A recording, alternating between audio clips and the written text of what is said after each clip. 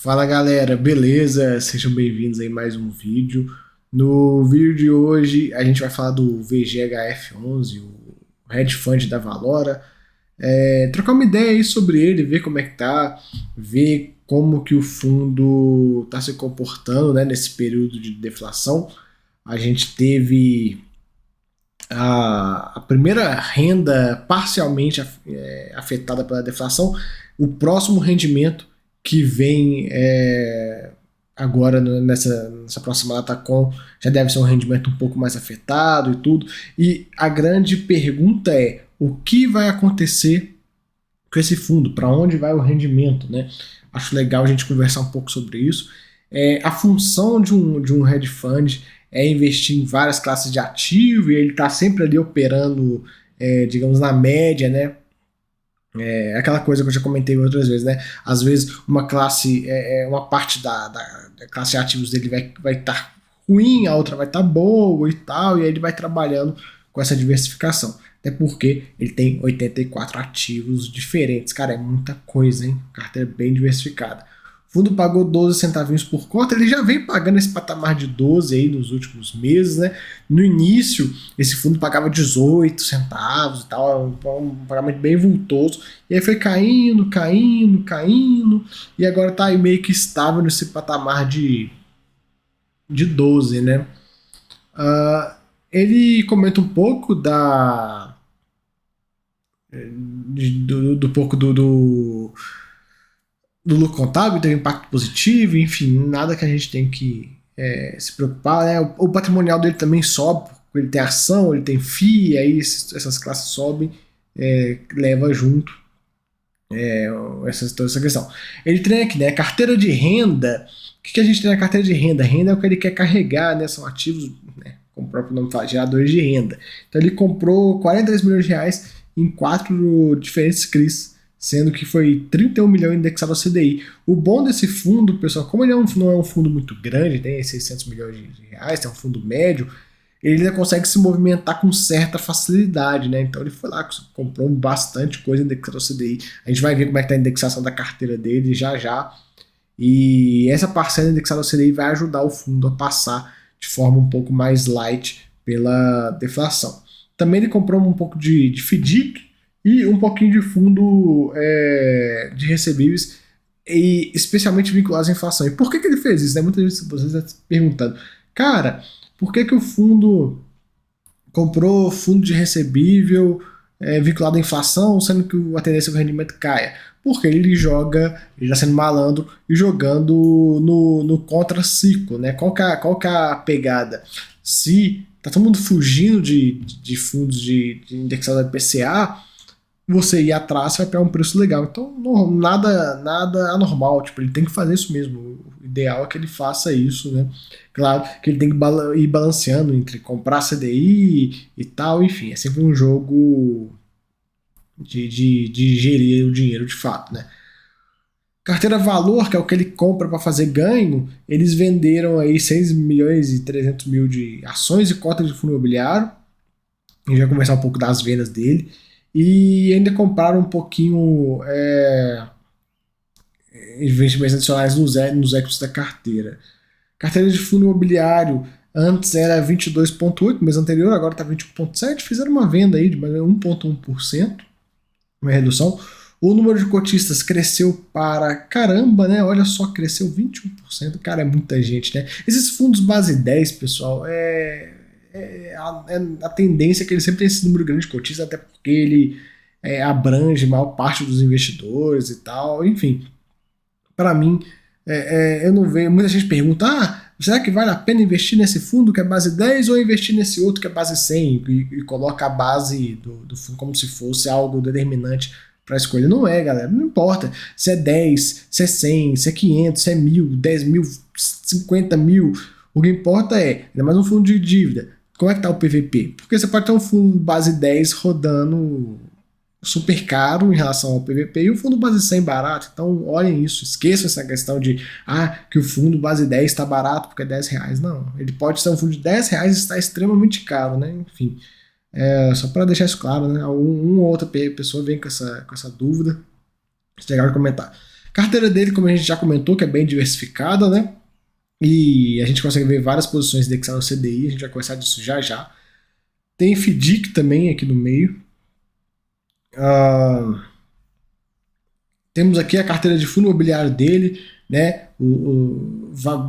Bem focado em fundos de recebíveis, mas tem alguma coisa ou outra de properties. Eu marquei o RECT aqui só pra gente conversar dele, que eles já venderam uma quantidade de RECT interessante, né? Eles tinham comprado, se eu não me engano, era 12 milhões de reais, mais ou menos.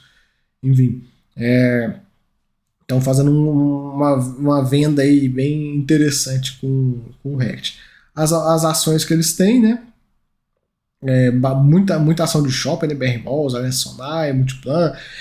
Vamos ver, a Allianz e a BR Malls vão se fundir, vamos ver o que vai acontecer. Deve dar um upzinho aí nas ações, né? Vamos acompanhando. As SPS que ele tem, fundo com 676 milhões aí de PL. A gente vai acompanhando o crescimento desse fundo. Esses fundos, não, os fundos da Valora como um todo, né? Estão num crescimento muito rápido, né? Emissão em cima de emissão, em cima de emissão. E esse fundo nem tanto, né? Ele deu uma parada. A última emissão já não foi tão assim, igual estava sendo e tal. Então acaba que o mercado ele se cansa, né? As pessoas se cansam de emissão toda hora. O pessoal quer aquela coisa, não ficar toda. Enche o saco, acaba que enche o saco. Não é quando vê com uma taxa cara, igual já aconteceu nesse fundo e tal, enfim. Vamos ver. Parece que a Valora tá querendo aprender um pouco sobre isso, né? Enfim, teve uma emissão no Vigir, que veio com uma taxa, uma oferta pública, uma taxa de 2%. Já é bem mais aceitável, né? Porque as últimas eram tudo oferta pública com taxa de 4% e tal, e o cotista não vai participar. Então, quem sabe, né? Vamos torcer aí para a Valora dar uma guinada em direção a taxas mais amigáveis para o seu cotista, porque os fundos têm potencial, a gestora em si tem potencial, mas essa questão da emissão sucessiva, isso é muito chato, e ainda mais quando é caro dessa forma, né? Acaba que o cara que gosta do produto, ele quer participar, mas ele vê uma taxa de 4% da cara dele, ele não vai botar grana, ele não vai ser bobo de dar 4% para XP de graça assim, né? Enfim, a gente vê um pouco da DRE dele aqui, como que tá. O ponto principal para mim é resultado base de distribuição 8.4, distribuiu 8.7. Ele tinha um acumulado, né, de 1 centavinho, usou. Então, vamos ver como é que vai ser o próximo mês dele aí, para onde é que vai essa distribuição, né? Já está em 12 centavinhos. Vamos acompanhar para ver se vai conseguir se sustentar, se não vai, o que vai acontecer. Tá sem acumulado, né? É curioso isso, porque o fundo está entrando num momento de deflação, porque até então a gente teve a primeira deflação parcial, digamos assim, né? Agora a gente já tem a deflação os 2 meses, né? Os fundos usam 2 meses anteriormente, então vai ser julho e agosto, né? O atraso dos indexadores, e cara, vai pegar, né? Vai pegar, então vamos acompanhar. Um ponto que pode ajudar o cotista a ficar um pouco tranquilo é que a alocação por indexador. A gente vê, ó, IPCA, apenas variação positiva, ele bota aqui uma colinha, né? Apenas positivo, considera apenas a variação positiva, portanto, quando IPCA negativo, adota-se 0, que é esse azul escuro. IPCA positivo com compensação, adota-se o 0, porém é compensado com índices positivos dos meses subsequentes, faz uma compensação, né? Tipo, tinha o IPCA de -1.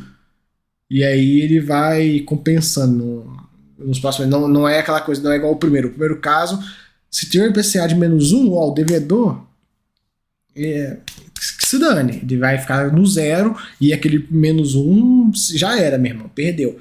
Quando tem a compensação, vai ser compensado nos próximos meses. Então, tive -1, vai considerar 0. E aí, se eu tiver no próximo mês, tipo 0,3, 0,4, enfim, vai compensando nisso. Então, um pouco melhor pro devedor, né, que ele não fica tão no limbo, e o IPCA somente vai seguir a variação do índice, então se vier negativo vai baixar a renda, se vier positivo vai subir a renda, enfim. E o CDI. O que a gente vê é o seguinte, tá até bem protegido pela deflação. 37% em CDI, 29%, vamos colocar aqui, ó, 38 e 30, para ficar fácil. Vamos arredondar esse negócio para ficar fácil. Então 38 e 29, enfim. 38 e 30, vai. Então dá mais ou menos 68, 67% da carteira dele, né? 2/3 da carteira dele tem aí uma boa proteção contra a deflação, né? No caso, esse aqui tem a proteção e esse aqui são operações CDI, então pouco importa o que aconteceu com a inflação para essa parcela. Então, a gente tem uma parcela bem protegida, né? Dessa questão toda da inflação. E restante, a gente tem mais um terço, mais ou menos, que vai sofrer com esse impacto. Então, a gente consegue ver como que o fundo vai trabalhar nesse momento da deflação. Vamos ver como é que ele vai passar por esse momento, se ele vai conseguir segurar os 12 centavinhos, se vai cair para 10, se vai para 11, se vai para 13, enfim, não dá para saber. A gente vai acompanhando aí. Mas o legal é ver que o fundo tem uma parcela interessante, né, em CDI. Teria que olhar também, né, até um ponto, teria que olhar também desses fundos que ele tem aqui, né, dos fundos todos, quantos deles estão indexados a CDI, quantos estão indexados a PCA, enfim, cara, não vou fazer esse cálculo, isso aqui é uma coisa, já um preciosismo demais, mas a gente consegue ver aqui, ó, que eu me lembro de cabeça, IPCA, vamos lá, CVBI, acho que é IPCA, Cirela, não me recordo, Valora CRI CDI, o próprio nome já diz, esse infra não sei, RBRY 6,5, tijolo, CPTS tem de tudo lá dentro, MGCR tem bastante IPCA, Bari tem bastante IPCA, Vigip tem bastante IPCA, Vinci Credit Securities tem, Mana 11 não me recordo, X também, esse aqui já é de desenvolvimento, FEX bastante IPCA, Fant Properties, HSAF bastante IPCA pelo que eu me lembro. Então assim, dentro da carteira dele, eu vou pegar aqui, ó. Dentro dessa carteira de CRI aqui, um terço do PL do fundo, mais ou menos. Um terço da parcela de FIC vai dar 20%. Então, 20% do PL do fundo, mais ou menos. Um pouco mais, um pouco menos. Vai sofrer diretamente com a deflação. E na parte de fundo imobiliário, cara, não fui fazer o cálculo pro PL, mas deve ser algo ali em torno de um pouco menos da metade, vai. Então, um terço do fundo total, né, global. E tem os FDICs também e tal, enfim. Algo próximo de um terço do fundo vai sofrer com a deflação. Tá dando bem a grosso modo. Vamos acompanhar o restante aí, né? A ação não sofre, a ação não distribui, né? As ações dele vai lá para ganho. E é isso, né? Um pouco aqui de alocação por estratégia, ele explica, né? Renda, valor, um pouco de como que tá, né? Divididinho e tal. A evolução do VP dele. Subiu aí. E, galera, vai subindo mesmo, porque agora com o fechamento da curva de juros, com o mercado em alta, ele tem muita ação, tem muito fundo imobiliário. Então sobe mesmo. E a gente pode ver as distribuições dele, né? Tá segurando nesse patamar de 12, viu, pessoal? Quando muito, tá pagando 14. Aqui um pouco das movimentações. Achei legal. Isso aqui, se eu não me engano, não tinha nos últimos, viu, pessoal? Não tinha. E a gente vê aqui o que eles fizeram, né? Compraram um pouco de Multiplan, venderam um pouco mais, né? Movimentação líquida. Alguns CRIs que eles geraram, né? Que eles compraram, no caso. O FDIC que eles compraram. Essa primeira aqui é compra, hein? E da parte de fundo imobiliário, eles venderam bastante coisa, né? Basicamente só venderam fundo imobiliário aí no mês. Como eu comentei, né? Venderam RECT aí, venderam uma parcela interessante de RECT. SPS ele fez um pequeno aporte, conforme ele falou lá em cima. E aqui a carteira dele de ativos, a gente vê, ela é bem variada no que tange o que tem, né? A gente tem incorporação vertical, a gente tem um CRI da Copagril aqui de agro, tem coisa de placa solar, tem shopping, enfim, né? Bem a pegada do hedge fund mesmo, de botar dinheiro em tudo quanto é canto para ter uma diversificação interessante. Lá, Redduc, Posto de Gasolina, Tecnisa, IU também, os FDICs aqui da Valora, os SPS.